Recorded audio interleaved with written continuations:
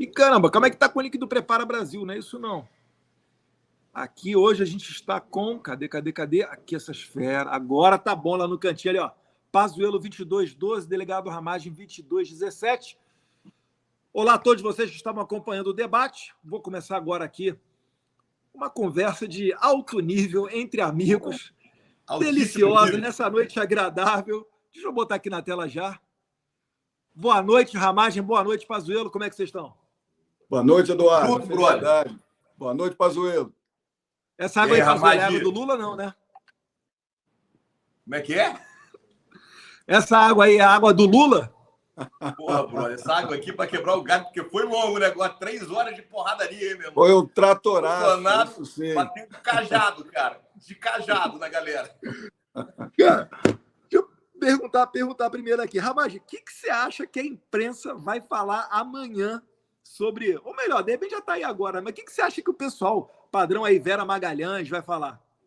Vão querer desvirtuar, vão querer fazer mimimi, vão falar que o presidente foi desagradável, mas o presidente foi autêntico, deu paulada logo de cara, deixou o Lula desnorteado logo com a primeira pergunta, e os candidatos de 1% é que a imprensa vai colocar que aumentou um pouquinho a colar.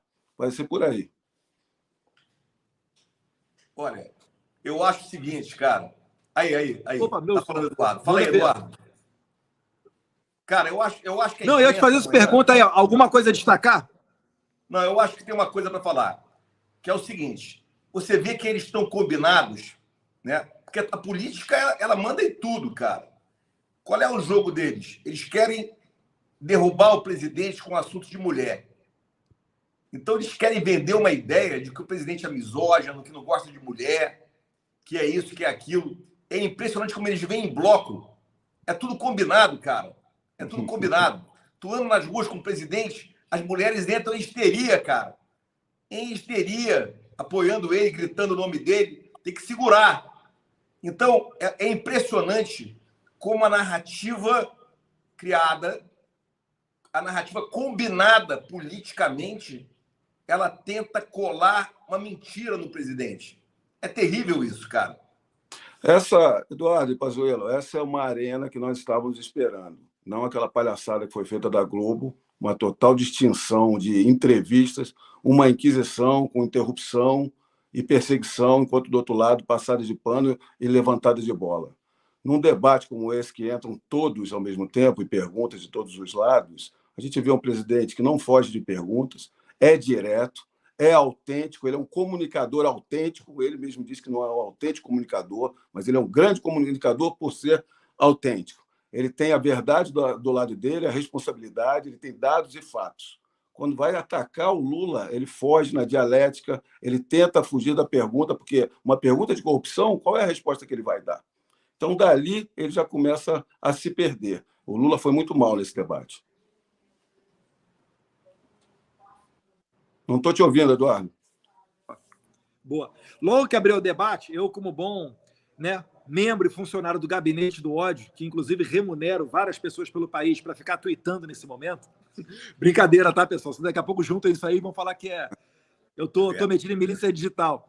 Mas no começo do debate, eu já estava gravando a tela e, Ramagem, a primeira jogada que eu dei na internet do primeiro vídeo foi justamente esse. Eu falei, olha a diferença de como que a Globo trata um ex-presidiário que todo mundo sabe que roubou, porque o sítio de Atibaia não sumiu, a mala de 50 milhões de Gedel não sumiu, o triplex do Guarujá está lá, está tudo lá.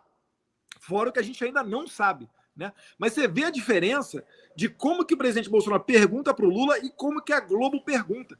É isso que a galera da imprensa às vezes não entende ou não quer entender. O Bolsonaro, ele não é fruto de um marqueteiro. Ele é uma pessoa espontânea e fala o que o povo quer falar e não consegue. O Lula não. O Lula fala o que o povo quer ouvir. É o canto da sereia para conseguir pegar o voto. Então, essa diferença, ela quebra paradigmas. Se você vê, logo de entrada, passando, que é com o Pazuello, logo de entrada, o pessoal da Band perguntou, e aí, Bolsonaro se preparou para o debate? Ele, eu fiz o Media Train uma vez em 2018, não adiantou de nada, e eu estou preparado mesmo, vim assim, não tem que estudar nem nada. Ele estava vendo o jogo do Flamengo antes, não era isso, Pazuello? Não sei se jogou o jogo do Flamengo. Só, o que fica claro aí que eu quero falar uma ideia rápida aqui. você vê o seguinte, tudo, quando você fala em política e eleição, você está vendendo uma esperança, né, cara? O que você vai fazer, etc. Tal. Você vê que a esperança que o Lula vende era uma esperança de narrativa mentirosa, cara. É falsa. Não tem nada de concreto ali. É tudo besterol. Quando o Bolsonaro fala, a esperança que ele apresenta é de fatos, cara. É de coisas que acontecem hoje, nesse momento, fruto do trabalho dele e da equipe dele. A diferença é essa. Sempre se vende esperança, né? A esperança para um bom governo, a esperança para 2023, mas, no fundo, você vê a diferença do que é narrativa e o que é fato. Delegado, explica para a gente aqui, por favor, juridicamente, como é que ocorreu esse negócio do Lula ser solto? Caso alguém ainda não saiba, como é que ele conseguiu essa manobra? Foi inocentado. Às vezes as pessoas não entendem, a gente tem que ficar repetindo para elas entenderem, né? Mas explica para a gente, por favor. Esse foi um dos grandes absurdos que o STF vem propagando. Se a gente vê o ativismo judicial se extrapolando, atropelando a parte do Executivo, com uma decisão que não me deixou assumir a Polícia Federal, o Legislativo, com a decisão em cima do Daniel Silveira, prisão e condenação, uma DPF 635, que entrou na política pública, de segurança pública, não deixando a polícia trabalhar e fazer operações em favelas do Rio, e muito nisso, esse desastre, esse absurdo que é contra a legalidade, essa decisão que suspendeu, anulou as condenações do Lula. Em nenhum momento absolveu o Lula, como o Lula colocou no debate. Ele foi condenado em 4 processos, em 3 instâncias, por juízes, desembargadores e ministros do STJ, por um absurdo jurídico. Gostam de falar uma canetada. Uma canetada é pejorativo para dizer que foi algo leviano ou precário. Foi muito pior que isso. Foi contra a total legalidade. A questão do Lula foi colocada, a condenação com diversas provas, conjunto probatório contra ele, foi colocada por uma informalidade, uma formalidade de competência do juízo em questão. Agora, eles foram contra essa legalidade, por quê? Se for anular uma competência dessa que já estava preclusa, não quero ir muito no juridiquês, mas que já estava decidida, e mudar uma competência para uma outra vara, que seria de Brasília, não se anularia o processo inteiro. Essa é a questão que tem que ficar clara. Essa competência era relativa, não se anularia nada, se continuaria. Eles anularam tudo em sede habeas corpus, que não é a peça correta para isso. Então, foi um grande absurdo de uma decisão não fundamentada que trouxe um preso em diversas instâncias de volta a concorrer à presidência da República. Como é que você explica lá fora uma questão dessa? Que o cara sai da penitenciária condenado para concorrer à presidência da República, se isso não é colocá-lo de propósito a isto? E outra questão que foi levantada ali, Pazuello, aproveitar que o senhor foi ministro da Saúde, foi a questão das vacinas. Algumas vezes, eu não sei qual candidato exatamente falou, atrasou para chegar a vacina. Teve algum atraso para a chegada da vacina? Como é que o senhor desenha essa situação? Cara, olha só. A gente, quando começa a discutir vacina, a gente tem que voltar lá para 2020.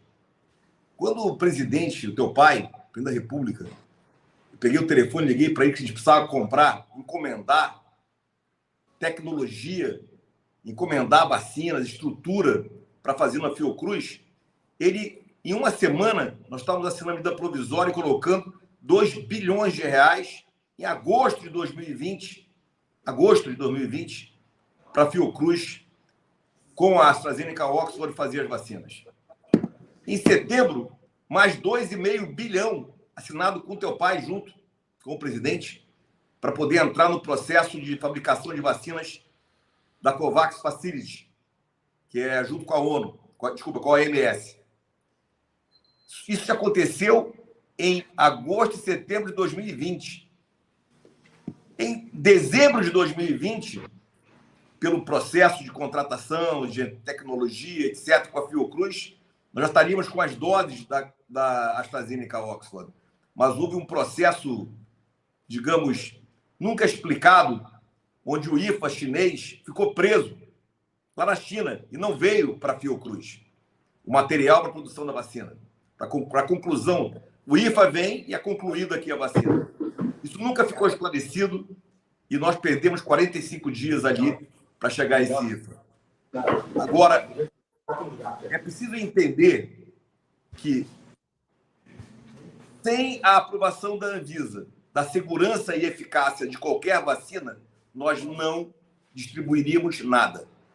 A Anvisa autoriza o uso emergencial para a Coronavac, já contratada, e para a AstraZeneca Oxford, já contratada, no dia 17 de janeiro. No dia 18 de janeiro, 24 horas depois, nós estávamos distribuindo 6 milhões de doses de vacina para todos os estados do Brasil simultaneamente. 24 horas é atraso? Não sei. Distribuir 24 horas de vacina para o Brasil inteiro é atraso? Eu acho que não. 2 dias depois, mais 2 milhões de doses distribuídas em 24 horas de novo para todo o Brasil, já da AstraZeneca Oxford. Então, e a partir dali, todas as vacinas que chegaram eram distribuídas imediatamente. No momento que a Anvisa autoriza qualquer vacina que ela autorizou, no dia seguinte nós estávamos distribuindo. Quando nós compramos a vacina da Pfizer, que na minha gestão nós compramos 100 milhões de doses da Pfizer, ainda em março de 2020, nós compramos no mesmo dia que foi promulgada a lei, foi promulgada a lei que autorizava comprar, independentemente das cláusulas complicadíssimas que a Pfizer nos obrigava a aceitar.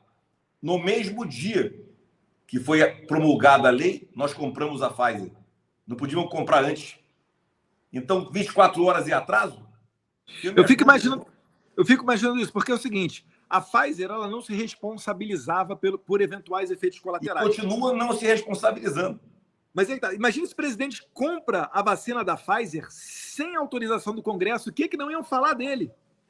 Aí ia ser um festival de efeitos colaterais, pode ter absoluta certeza disso. Tinha alguém aqui falando, mudando um pouquinho o tema, né? Falando sobre o orçamento secreto. Gente, tá no meu Twitter.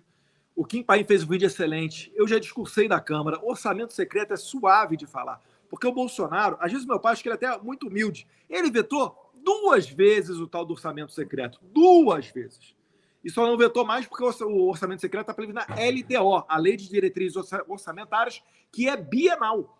Por isso que ele vetou em 2019 e depois em 2021. Só que em 2021, o Congresso derrubou o veto do presidente. E aí é que lascou e começou a ter esse tal do orçamento secreto. Nunca o presidente, né, eu em sã consciência, deixaria um pedaço tão grande do bolo orçamentário para o Congresso administrar. Não foi pela vontade dele. Isso não é obra do presidente, como ele falou. E outra coisa, para sacramentar orçamento secreto, o voto de Minerva disso daí foi do senador Rogério Carvalho. Sabe qual é o partido dele? PT, do Sergipe. Ele deu o voto e aí o Senado derrubou por 34-32. Então Lula, ao invés de jogar a culpa no Bolsonaro, ele poderia ser minimamente honesto, eu sei que é difícil para ele, mas falar, né, para realmente quem é que tem culpa nisso daí, que é o seu pessoal do seu partido. Então deixar isso daqui simplesmente claro. Vocês estão vendo tudo que está acontecendo, querendo culpar o presidente, ainda comparando mesmo salão. Deixa eu fazer uma posição aqui. O orçamento se diz secreto naquele momento, mas a transparência pela LDO e a ponta da linha onde vai ser investido vai estar todo claro. Então, tudo que será desenvolvido e colocado nas localidades aparecerá. Se vai haver uma discussão, se a proporção não foi devida, isso é para os parlamentares discutirem. O que acontece é que eles não têm nenhum motivo, razão, nem fatos, nem dados para argumentar qualquer caso de corrupção ou de erro de estruturação do governo federal. Então, eles ficam colocando o orçamento secreto, porque o nome é sugestivo, e que não foi dado causa pelo presidente, não tem nenhuma irregularidade e foi votado pelo Congresso Nacional. Cara, só para lembrar, o orçamento secreto é o RP9, né? Só para a gente está falando do RP9. Exatamente. Então, o orçamento secreto é o quê? É dar ao Congresso a destinação de 16 bilhões, 18 bilhões de reais. É essa a ideia? É por aí. É mais ou menos por aí, né? Vai por aí, não cabe ao Congresso Nacional dar a destinação de 18 bilhões de reais. É isso que é o secreto? Esse foi um dos pontos mais secreto, ridículos da entrevista da Globo. Porque o Lula fez essa contraposição, colocando como mensalão. Eu estou batendo na tecla. Eu estou batendo mesmo na tecla. Mas isso que é o secreto? Olha só para lembrar. Esse orçamento é todo ele transparente. Na hora que ele é empregado, na hora que ele é destinado para este local, para aquele estado ou para aquele município, será que volta? Ou para aquela estrutura. A gente está te ouvindo aí, Ramagem. A tela está preta, mas a gente está te ouvindo. Fala que falta voltou. Não, isso aí é Polícia Federal, brother. Lula roubou aí a tua luz. Escuro te sacando, meu irmão. Acabou a luz aqui. Saiu, mas não saiu, cara. Saiu do Wi-Fi. Então, isso é duro, meu. A gente não desiste. Meu irmão, é perigoso esse negócio, rapaz. Segurando aqui, ó. Voltou. Aí, não tem nada de secreto nisso, cara. O secreto é o quê? É a discussão política dentro do Congresso do emprego desses 18 bilhões de reais. É o que o Ramagem falou, cara. No minuto seguinte que destinar o recurso, todo mundo sabe para onde foi. E o bizarro... proporcional tem que ser cobrado dentro do próprio Congresso. É isso. E o bizarro... O presidente foi bem. O presidente foi muito bem. Ele colocou de cara, isso aqui eu vetei 2 vezes, ou seja, é um argumento que foi colocado para o STF contestou o Congresso, não é uma pauta do presidente, o presidente, inclusive, vetou. Não, e o bizarro é que é o seguinte, os caras comparam isso ao mensalão. O mensalão era um pagamento para vincular o voto do cara, o cara pegava um dinheiro por fora, comprava iate, viajava para sei lá onde, o cara entrava onde ele quisesse. Esse tal do orçamento secreto que a Câmara, o Congresso aprovou, o cara pega isso aí e faz uma destinação. Isso vai para a prefeitura, isso vai para um hospital. E de secreto não tem nada, tanto que todo mundo sabe o valor. É por isso que o Pazuello estava repetindo aqui, repetindo a todo momento. E, ó, PF de novo na casa do Ramagem. Voltou. Aí o Wi-Fi entrou de volta. O japonês está aí, meu irmão. O japonês está mandando aí. Mas olha só, pessoal, outro assunto que foi falado ali foi com relação às armas de fogo, né? Eu quero colocar aqui, não era exatamente essa notícia não, mas serve. Deixa eu ver se é essa daqui. Fechei. Tem que aprender com o que aí, Eduardo. Na verdade, é que estou na correria. Eu queria passar aqui, na verdade, eram vídeos do debate, mas estou tendo dificuldade. Mas sobre armas de fogo, né? A gente tem aqui o Pazuello, é general do Exército, o Ramagem, delegado da Polícia Federal. Queria saber o que vocês acham com relação às armas de fogo. Esse presidente mandou bem ali também no... Na verdade, ele nem teve muita possibilidade de falar, né? Foram mais o pessoal da oposição que falou com relação às armas. Eu quase perguntei para o Ciro, eu falei, ô Ciro, você falou que ia receber o Moro a bala. Você é contra o armamento. Você vai comprar essa arma onde, né? Enfim, mas eu queria saber, começando por você, Ramagem, sua opinião sobre armas de fogo, se você acha que influencia a sociedade a ter um aumento da criminalidade. Primeiro que o Ciro ficou em cima do muro. Ele foi bater em arma, mas ele lembrou que ele precisa do rural. Aí no meio do caminho ele falou, mas lá no campo eu acho que precisa. Então ficou controverso o que ele colocou, ele ficou ali no politicamente. O que está claro é que a política do desarmamento foi um fracasso de segurança pública. O que está mais claro ainda são os gráficos fáticos, que a quantidade de homicídios caindo, está caindo a quase 30%. Não é de 3 para 2, não, é 60 mil para 40 mil, ao mesmo tempo que o gráfico de subida de armamentos com cidadão de bem. O cidadão de bem, para ter armas, ele preenche determinados requisitos. Ele precisa de emprego fixo, residência, passar um psicotécnico. Então, tem uma série de requisitos que demonstra que ele é capacitado àquilo e que ele quer, o que ele mais quer é defender seus bens e sua família. E por quê? Porque a polícia não consegue, por mais preparada e com recursos, estar em todos os lugares. Então, o cidadão de bem ter esse benefício faz com que tenha ajuda, inclusive, para a própria segurança pública. Esse é um exemplo dos Estados Unidos, lógico, e não das ditaduras, que a primeira decisão que eles fazem é tirar o armamento de bem. Eu coloco ainda como um dos benefícios dessa política socialista, ideológica socialista, que tem diversos pilares de benefício aos criminosos. E um deles é esse, desarmar o cidadão de bem para deixar armado o criminoso. Compartilha da opinião, emenda, Eduardo, a segunda emenda Lembra dela? Eu não lembro detalhes dela, mas é para o cara se defender. Defender o seu país, defender a sua propriedade e se defender do próprio Estado. A segunda emenda, na verdade, a segunda emenda da Constituição dos Estados Unidos, lá no final do século XVIII. Na Venezuela tem um dispositivo semelhante, sabia, Pazuello? Só que o problema é, desde 2013, o Viva Rio do Brasil fez uma promoção do desarmamento na Venezuela e acabou com a comercialização de armas de fogo. Só tem arma hoje na Venezuela o pessoal dos coletivos, né? As Farc e a ELN, e, obviamente, também o pessoal cubano que está lá fazendo a segurança e ajudando o Maduro. Então, não tem como você derrubar uma ditadura se não for através da força, porque os ditadores não respeitam o voto por natureza. Eu queria botar aqui um próximo assunto falado, foi a questão da pobreza. O Brasil subiu, diminuiu a pobreza, enfim. Joguei lá no meu Twitter também, Bolsonaro SP, para quem quiser olhar, um gráfico em que mostra que a pobreza no Brasil ela está diminuindo. E muito disso é graças ao Auxílio Brasil. Quando o presidente fala que o PT votou contra, é porque é o seguinte, só seria possível o Auxílio Brasil de R$600 se nós aprovássemos, se não me engano, era a PEC dos precatórios. O PT foi contra a PEC dos precatórios. Por quê? Porque ele queria engessar o governo. Ele não queria deixar o governo dar R$600 para você, que é a pessoa mais humilde, não consegue se erguer sozinha. E, além disso, o Auxílio Brasil, o presidente mandou bem também. Mesmo que você trabalhe, você recebe o benefício. Eu vou passar um videozinho aqui de 1 minuto para a gente entrar nesse tema, falar para vocês aí sobre Auxílio Brasil e combate à pobreza. Como, por exemplo, através do Centrão, nós conseguimos o Auxílio Brasil de R$600 para 20 milhões de famílias.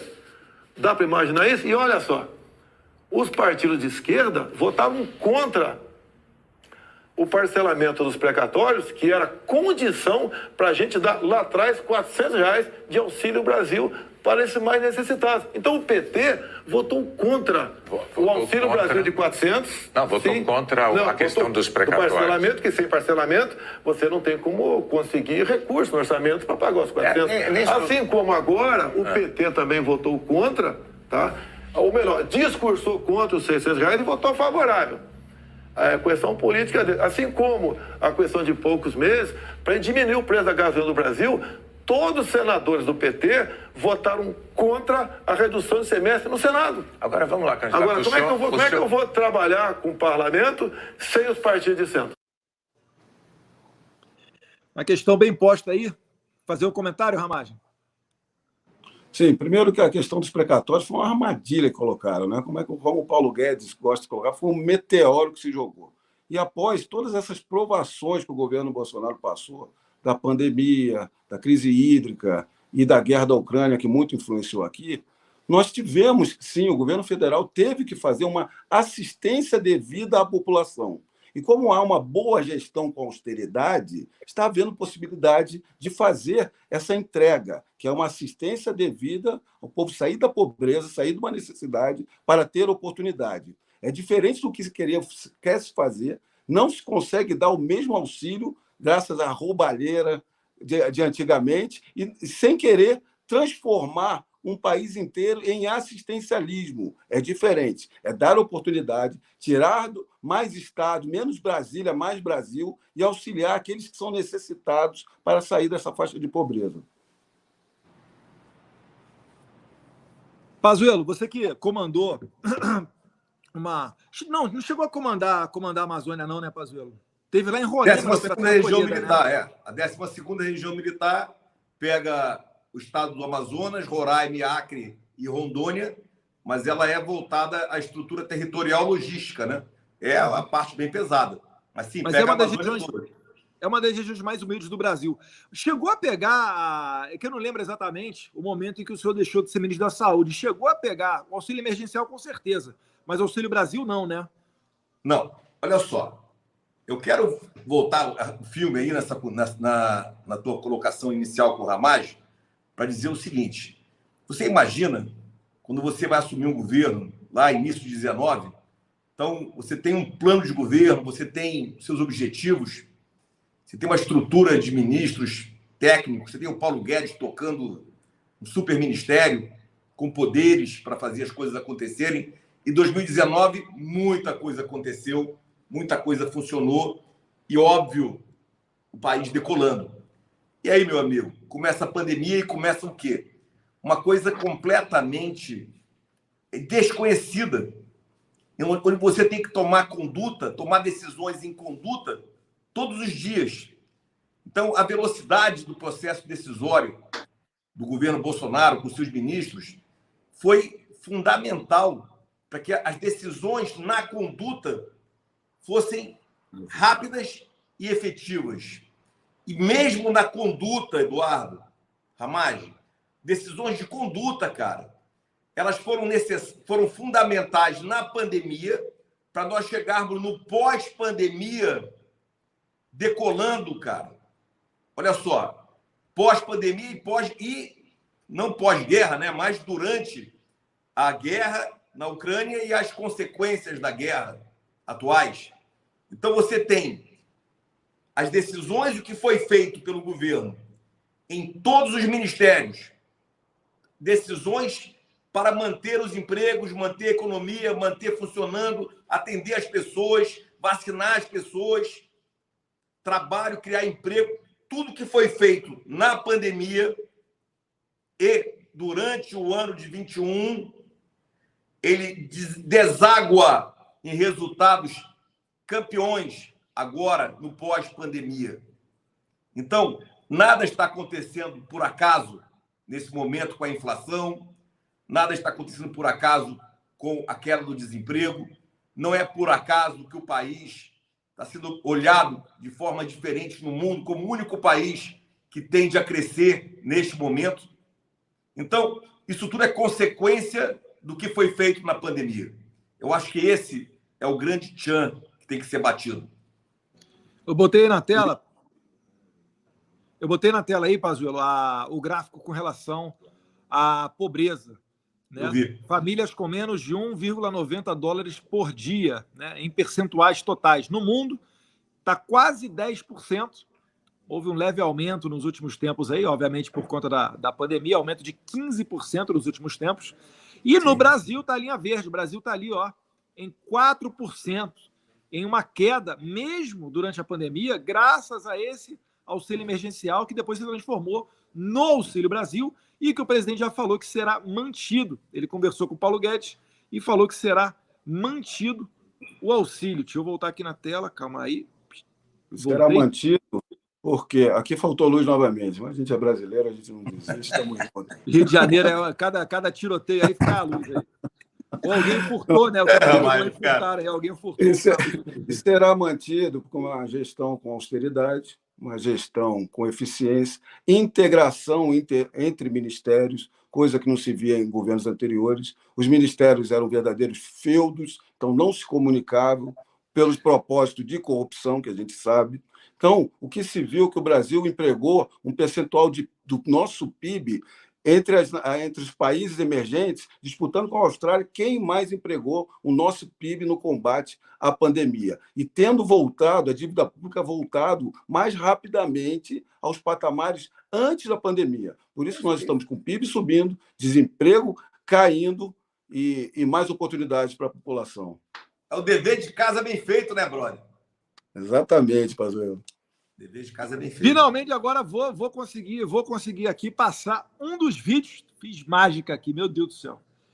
Em homenagem a todo mundo aí que está aqui falando de gado, falando de sei lá mais o quê, tchutchuca do Centrão. Vou passar um vídeo para vocês aí, para ver se vocês sofrem esse exorcismo, ver se vocês abrem o olho.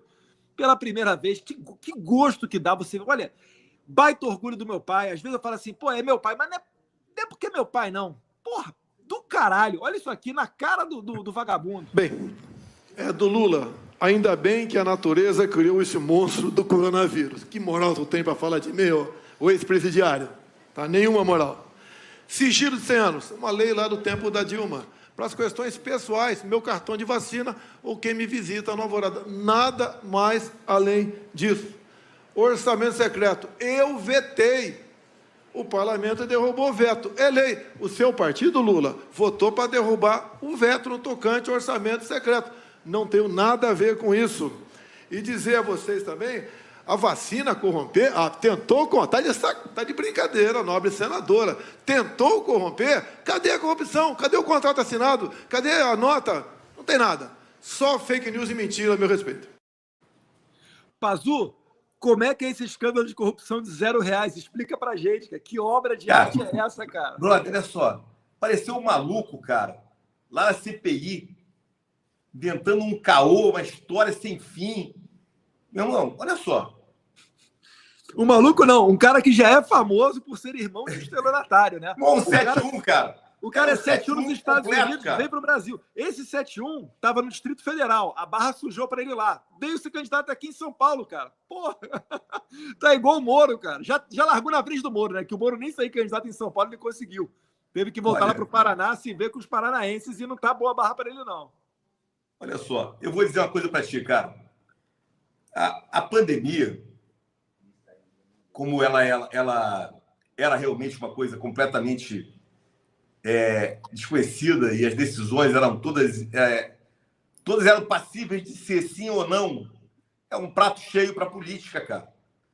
Ou seja, se você não sabe nada e o presidente diz que é água, aí tu diz, pô, brother, ele tá errado, é pedra. Se tu não sabe nada e tu diz que é pedra, aí não. Como ele disse que é pedra, então é água. Ou seja, fica fácil você trabalhar uma narrativa quando você está lidando com um troço que ninguém conhece, o desconhecido. Entendeu? Você não sabe para onde anda. E aí, meu amigo, o nego criou narrativas políticas para tentar desidratar o presidente, que ele estava muito, muito acima de tudo. E agora está voltando de novo, vai voltar forte. E vou dizer, eu acho que ele já descolou completamente de Lula, e nós estamos aí, vai dar primeiro turno, brother. Eu não vou ficar surpreso se der primeiro turno. Juro para você. Vai dar primeiro turno, cara. Assim, o que eu vejo, né? Pelo menos eu, aqui em São Paulo, a gente foi em Piracicaba, foi em São Carlos. Teve um cara que chegou perto de mim lá. Tiveram 2 candidatos em São Carlos que vieram naquele estilo Mamãe Falei, sabe? O cara lá da Ucrânia. Vieram fazendo videozinho. Aí a imprensa, não sei o que, eleitor nada. Um é vereador do PSOL, o outro era candidato do PMDB. Os 2 candidatos a estadual. Mas tirando esse capítulo retardado, desses retardados aí, Piracicaba, sensacional.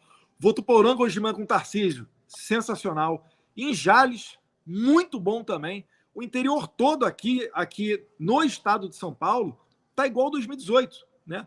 A nossa campanha, eu tinha o hábito de sair pelas ruas e fazer o que a gente chama de arrastão, né? Que é botar em para-brisa de carro, passou alguém, panfleta, vai na caixa de correio da casa em série ali.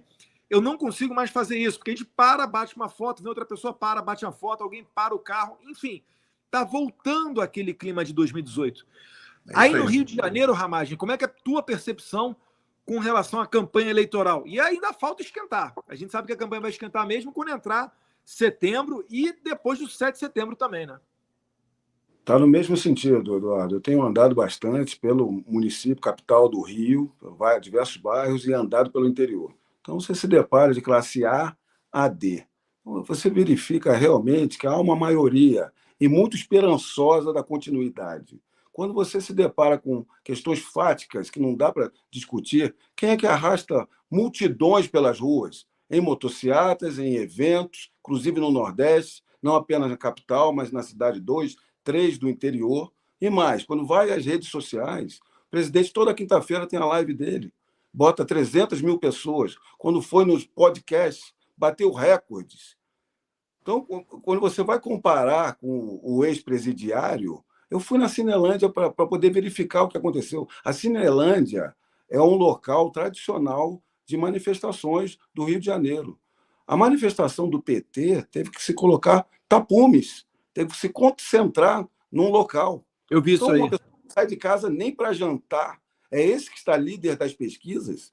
Então, eu pergunto isso nas ruas. O que você está achando? Eu não falo nem se ele confia ou não em pesquisa. O que você está achando das pesquisas? O pessoal vê como um absurdo, que não é. Onde é que eles estão fazendo essas pesquisas? Por quê? Se a matemática aplicada, a técnica está correta, chancelada pelo TSE, que a gente já também não tem muita credibilidade para nós, onde é que eles estão fazendo essas perguntas das pesquisas? Estão fazendo o quê? Na sede do PT? Numa penitenciária? Devem estar fazendo no Projac, não é possível. Às vezes eu me pergunto sobre essa, com relação às pesquisas, eu vou botar aqui na tela rapidinho para explicar só uma das maneiras, tá, que é feita pesquisa no Brasil. Olha só, calma aí, antes de eu botar isso aqui, que essa aqui é sensacional, ó. Não. Cadê? Isso aqui. Pessoal, isso daí é a pesquisa da Genial Quest. É uma das mais citadas hoje em dia, tá? Vamos pegar aqui, ó, no quadro do meio, a gente tem aí o Maranhão. Você tem ali São Luís, o número de pessoas entrevistadas pela Genial Quest, 32. E logo abaixo, com uma tarja verde, você está vendo Imperatriz, 0 pessoas entrevistadas. Aí tudo bem, vamos ver ali como é que esse pessoal votou em 2018. Em Imperatriz, o Bolsonaro ganhou em 2018 com 55%. E é a segunda cidade com o maior número de eleitores do Maranhão. Só que a Genial Quest desprezou Imperatriz e foi para outras cidades. Ali abaixo você tem Alto Alegre do Maranhão, Alcântara, São Luís Gonzaga e até São Francisco do Brejão, que tem 6 mil eleitores a cidade apenas. Então o que acontece? Para a pesquisa ser regulamentada no TSE, ela tem que ter parâmetros acreditando que eles são sérios, tá? Que eles fazem isso. Tem que ser 53% mulher, 47% homem, tem que ter tantas pessoas de tal idade, tantas pessoas com tal renda, para tentar reproduzir o retrato da sociedade brasileira. Mas não fala nada com relação à região. E nessa daí, filho, os caras deitam e enrolam. Aí você vai no Datafolha, vai lá no site TSE, pesquisa Datafolha. Nem a cidade o Datafolha costuma disponibilizar. Então, meus caros, quem acredita em pesquisa, pelo amor de Deus, né? É complicado de você querer dizer que as pesquisas reproduzem a verdade. Fora isso, se você for lembrar que em 2018 não retratava, o presidente não ganhava de ninguém, no segundo turno não ganhava de nenhum outro candidato, e em 2020, pior ainda, as pesquisas botavam todos os candidatos prefeitos de esquerda sempre uma margem muito mais à frente. Então, essa é uma constatação que não se deve, no mínimo, não se deve confiar no resultado das pesquisas. Eles vão sempre tentar ajeitá-la para o final, perto das eleições. É o pouso forçado na realidade. Olha, teu sentimento aí, Pazu, no Rio de Janeiro? Tu sabe que Rio de Janeiro, também andei um pouquinho, né? E eu vou dizer uma coisa, cara. É 70-30. 70-30 no Rio de Janeiro, onde a gente anda. Claro que tem, é óbvio que tem um pessoal ainda raivoso, um pessoal ainda cego, que é uma esquerda nervosa no Rio de Janeiro, somente a caviar, né? E isso é real, é real. Mas, meu amigo, você anda em municípios do interior, você vai em reuniões ou vai em lugares, você vai em lugares que tem de tudo lá dentro, meu amigo, todo mundo vem para cima, cara. Todo mundo vem tirar foto, todo mundo vem... É Bolsonaro, é isso mesmo, cara, é Bolsonaro. Então, a minha percepção aqui no Rio é que vai ser muito forte a votação no presidente, muito forte, e isso aí vai colocar também, dar uma chance aí para a base que apoia o presidente, que está se candidatando, para ir junto com o presidente Bolsonaro aí para Brasília. É a minha observação.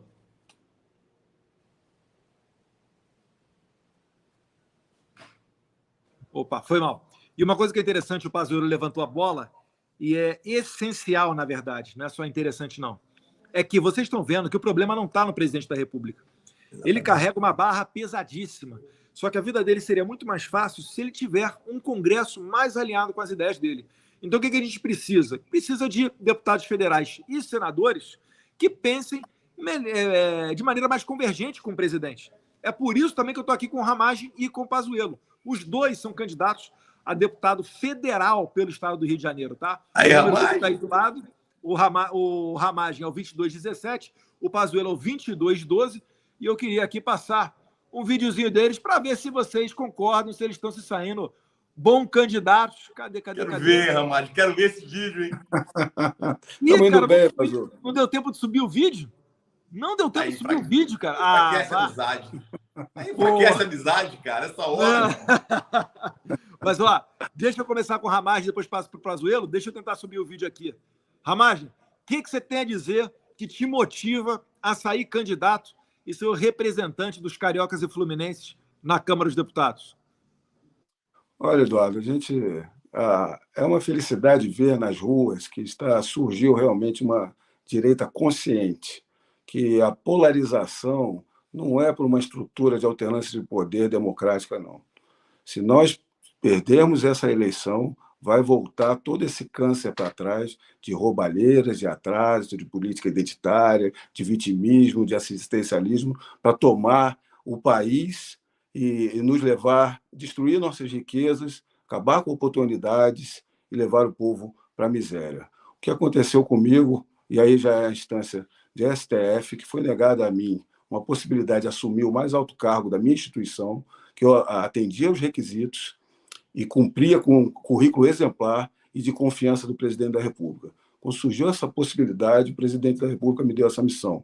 Por que ele me deu essa missão? Porque ele precisa de gente de confiança dele, leal, que ele conhece, e que vai defender os valores da sociedade, os valores da família brasileira, os valores de fé da nossa cristandade dentro do Congresso Nacional, diferente dos tantos que o traíram em 2018 e seguintes durante o mandato. Então, nós estamos vindo com muita vontade, com muita força, vamos chegar lá, e o que é uma felicidade muito grande.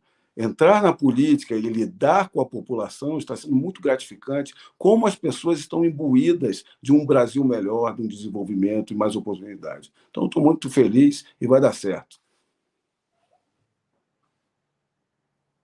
Sem áudio, Eduardo. Aí. Foi mal. Pazuello, tua vez, manda ver. Cara, o negócio é mais simples. O Ramalho está bem rebuscado nessa história. Eu estou mais simples. A gente, obviamente, passamos lá um ano no Ministério da Saúde, depois um ano na presidência, direto com o presidente, ali no dia a dia. E ficou claro para mim ali que tem que botar a cara a tapa. Nós temos que fazer exatamente o que a família Bolsonaro fez. Nós temos que trabalhar pelo país, na política, que é onde as coisas se resolvem. A gente não tinha essa noção toda de política no país até pouco tempo atrás. A gente não dava tanta importância assim. Essa é a verdade. Quando a gente nota que tudo é resolvido ou não pela política, você tem que ir atrás dessas soluções. E nem todo mundo pode botar a cara a tapa, né, Eduardo? Né, Ramagem? Acabou que tem que estar limpo, não pode ter rabo preso. Então, tem que ter a confiança do presidente da República, tem que ter a confiança da equipe que está em torno, como todos vocês aí. E isso vai restringindo também. Então, você acaba olhando e dizendo, sou eu mesmo, é o Ramagem mesmo, nós temos que ir para cima. Então, a primeira análise, ela vem de que não pode deixar o presidente sozinho. Não pode deixar o Bolsonaro sozinho enfrentando esse mundo, esses lobos, cara. Os lobos. E eu falo isso daí até no nível estadual. Por exemplo, aqui em São Paulo, é vacilo você eleger o Tarcísio e não botar uma base de deputados estaduais para cá. O cara vai ser devorado. Cara. Essa compreensão, o pessoal não tem. O pessoal está longe ainda da compreensão da coisa. Tem que ter uma base, tem que ter gente que consiga articular. Também não adianta botar leso, cara. Tem que botar gente que possa articular, gente que saiba falar, que entenda o que está falando. Não pode brincar com isso mais. Não pode brincar mais com isso. Então, eu acho que quando a gente nota o tamanho da missão do presidente, quanto isso muda o nosso país e o estado do Rio de Janeiro. O Rio de Janeiro precisa ser olhado com a atenção que merece. O Rio de Janeiro sempre foi a ponta de lança do nosso país. Por que está caindo? Por que se tornou essa complicação toda, com toda essa corja na política nesse tempo todo? Porque nós deixamos. Porque nós não botamos a cara a tapa, porque nós não nos apresentamos para jogar. Então, essa é a razão principal. Nós temos que cortar aqui no Rio de Janeiro essa política podre e começar com o que interessa para servir ao Estado e servir a população do Rio de Janeiro. E, pessoal, Congresso é a casa do povo. Eu vou aqui, não vou me furtar de fazer uma comparação desses dois candidatos com um cara que é peso pesado na política, um cara que está pedindo voto na rua e preza pela sua biografia. Eu quero que vocês comentem se o Pazuello e o Ramagem mandaram melhor do que esse cara aqui, ó. Olha só, estamos aqui no estacionamento do Parque Barigui, com esse pessoal. Aqui estamos fazendo colocando aquele, como é que é o nome que lá? Perforade? Eu chamo de Grudex, mas quiser passar e colocar, para fazer uma propagandinha, está convidado, hein? Vamos ficar até meio-dia aqui no Parque Barigui. Que a galera tá zoando o muro, cara. Nossa senhora, cara. Nossa. E não conseguiu a vaga em São Paulo, foi pro Paraná. O pessoal do Paraná, meu Deus. Vai chutar ele de volta, cara. O Pociúncula que botou bem. Que desenvoltura, hein, Muro? Pô, toda uma malemolência. Como o Pazuello falou, não adianta botar leso, né, Pazuello? Botar um leso ali. Puta merda. Leso não dá, cara. Pessoal, eu vou passar para vocês para as considerações finais, mas antes, passando aqui que eu consegui subir agora o primeiro vídeo da primeira pergunta do presidente Bolsonaro, que foi o que eu falei ali, da diferença entre o William Bonner e o presidente Bolsonaro, e é por isso que o presidente Bolsonaro fala o que as pessoas querem falar e não conseguem. A Petrobras, ao longo de 14 anos de PT, se endividou em aproximadamente 900 bilhões de reais. Fruto de desmandos, refinarias começaram concluídas, entre tantas outras coisas. Esses 900 bilhões de reais daria para fazer 60 vezes a transposição do Rio São Francisco. Ou seja, o povo nordestino sofreu por falta d'água por causa de corrupção do seu governo. Mais ainda, esse montante é equivalente a 120 vezes o orçamento do Ministério da Infraestrutura. Eu estou falando isso para que você tenha noção do tamanho da corrupção somente na Petrobras.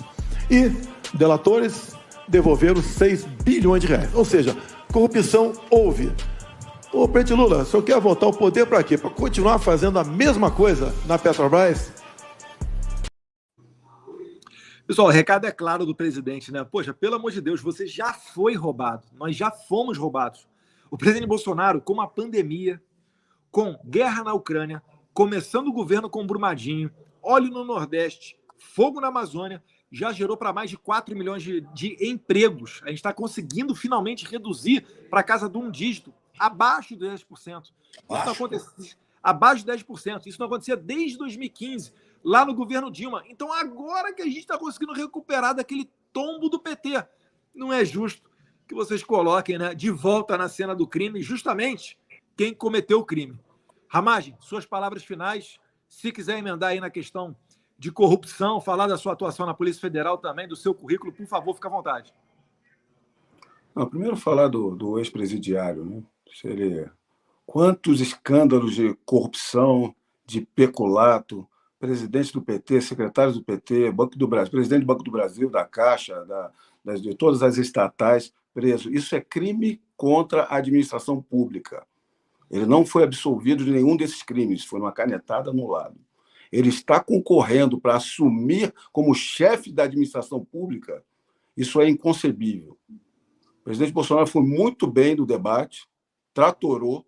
Por quê? Porque tem dados, tem fatos, é autêntico, tem resposta na ponta da língua e conhece todos os assuntos. Enquanto o outro lado foge das perguntas, por quê? Porque são constrangedoras para ele. Não há como se furtar aos fatos. Nós estamos com o presidente Bolsonaro. Por quê? Porque o presidente pode muito, mas não pode tudo. Na nossa Constituição, o Executivo depende muito do Legislativo. O Legislativo aprova as leis, faz toda a gestão orçamentária e fiscalização. Ele precisa de pessoas que ele conheça o trabalho, que sejam leais a ele e que tenham conteúdo para trabalhar forte por uma direita, por um Brasil melhor. Então, estamos juntos, vamos em frente, vai dar certo. Uhum. Cadê? Pazuello, manda ver. Vamos lá. Olha só.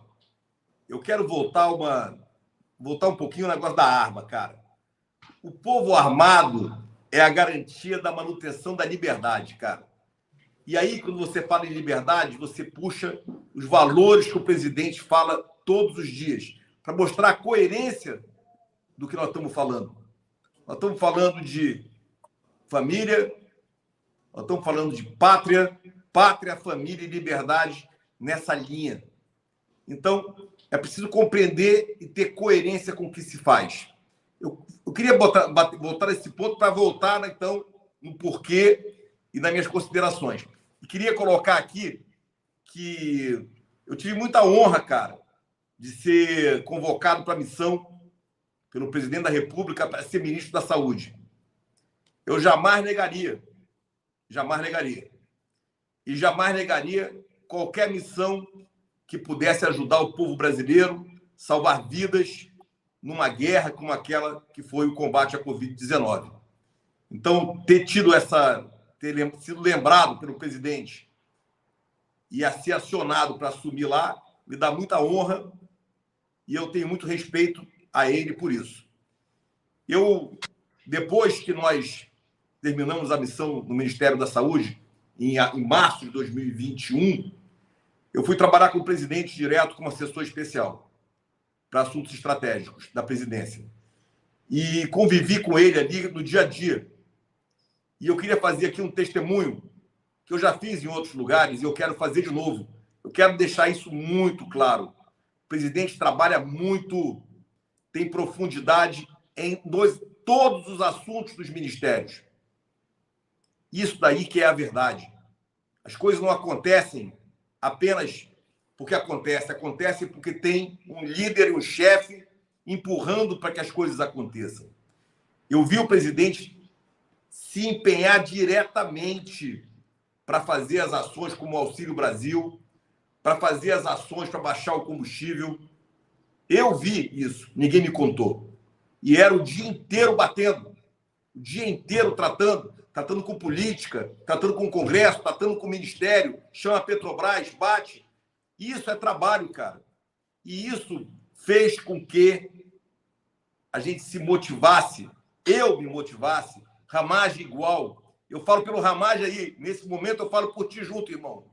Nós nos motivamos por ele. Essa é a motivação. Não é só uma motivação interna nossa. Eu descobri que eu quero ser político. Não, cara. Nós nos motivamos pelo exemplo dele e esse é o caminho que nós estamos seguindo. Confiem que a gente tem valores, confiem que nós vamos lutar pelo nosso país, que nós aprendemos a servir a pátria, o Ramagem na Polícia Federal, o Eduardo na Polícia Federal e eu no Exército por 48 anos. Servir para nós é normal. É o nosso dia a dia. Nós servimos a pátria, servimos ao povo brasileiro. E vamos continuar servindo como políticos. Nós vamos ganhar essa eleição e vamos fazer uma bancada forte do Rio de Janeiro no Congresso Nacional, Ramagem. Vamos junto. Muito bem, Pazuello. É isso. Vambora. Pazuello, te encontro lá 7 de setembro em Copacabana, Pazuello. Porradaria, meu irmão. Pessoal, agradecer vocês. Antes de fazer aquele merchan, estou fazendo o lançamento do meu livro com o Matheus Colombo, dia 6 de setembro, no Instituto Conservador Liberal, em Brasília. Perfeito. Jair Bolsonaro, fenômeno ignorado, conta a história de vida pregressa do presidente. Depois entro ali na questão da eleição de 2018 e um pouquinho do governo, para a gente ter uma contraposição de alguém que participou desse processo de dentro, porque tem muito lixo circulando aí, tem até documentário, né? Aquele Democracia em Vertigem, enfim. Mas é isso daí. Ramagem, Pazu, obrigado. Tamo junto. Abraço, galera. Um abração. Fica com Deus. Deixa eu ver aqui, expulsar o estúdio. Pá. E, pessoal, lembrando para vocês também, estão reabertas as vagas lá para o nosso Prepara Brasil, nosso curso, treinamento, que a gente diz, né? Junto com feras aí, sempre falo da Ana Campagnolo. Eu sou fã do Rogério Greco. A gente trata de ativismo judicial. Ele, 3 décadas de Ministério Público. Nicolas Ferreira, dispensa comentários, também está lançando um livro falando do cristão na política. Não comprei ainda, mas está na minha lista para comprar. Então, para você que tem interesse e entende que esse é o ano aí, talvez, na minha opinião, já é, né? Os mais decisivo dos últimos anos, eu recomendo a você a entrar lá em preparabrasil.info, beleza? Entra lá, dá uma olhada, se for do seu feitio, dá para parcelar em 10 vezes de R$17. É menos do que uma pizza por mês para você adquirir aquilo ali que é praticamente uma mini universidade conservadora. É isso daí, pessoal. Um abraço a todos vocês. Fiquem com Deus. Muito obrigado pela essa audiência que foi recorde hoje aqui para mim. Até mais.